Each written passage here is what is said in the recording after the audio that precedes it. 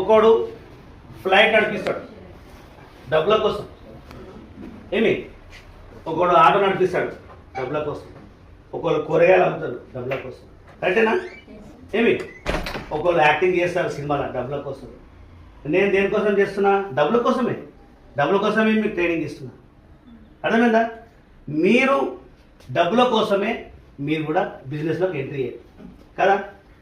మీకు అర్థం కాని విషయాలు, అర్థం కాని దానికి సోషల్ మీడియాలో లైకులు కొట్టుడు, ఫాలో కొట్టుడు, కామెంట్లు పెట్టుడు బంద్ చేసి మా లెక్క కష్టపడితే స్టేజ్కి వస్తారు. లైకులు కొడితే డబ్బులు వస్తాయా? మీకు ఫాలో అయ్యి wow super sir, nice sir అంటే డబ్బులు వస్తాయా? వస్తాయా? ఒకరిని షేర్ చేస్తే డబ్బులు వస్తాయా?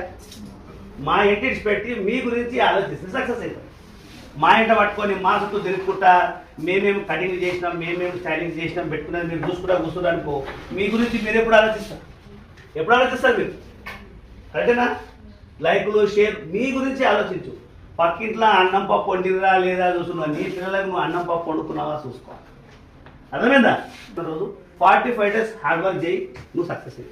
అప్పటిదాకా నువ్వు సక్సెస్ కావు. నీ గురించి నీ కెరీర్ గురించి పట్టించుకున్నప్పుడు సక్సెస్. పనికిరాని విషయాలు ఇన్వాల్వ్ కావు. ఇది బిజినెస్ సక్సెస్. అర్థమైందా?